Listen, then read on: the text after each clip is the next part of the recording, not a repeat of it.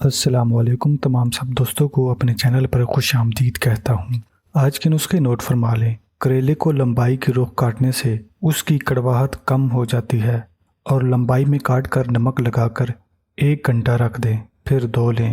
اگر کھانا پکانے کے دوران موم بتی کو چولہے کے قریب رکھ دیا جائے تو کھانے کی خوشبو صرف کچن تک محدود رہتی ہے۔ اگر کسی کپڑے پر گھی کا داغ لگ جائے تو اس حصے پر لیموں اور نمک لگا کر ملیں اور صابن سے دھو لیں۔ اگر چہرے پر باریک دانے نکل آئیں تو کالی مرچ مٹی کے برتن پر رگڑ کر دانوں پر لگا لیں۔ یہ عمل دن میں 3 مرتبہ کریں، چند دنوں میں دانے ختم ہو جائیں گے۔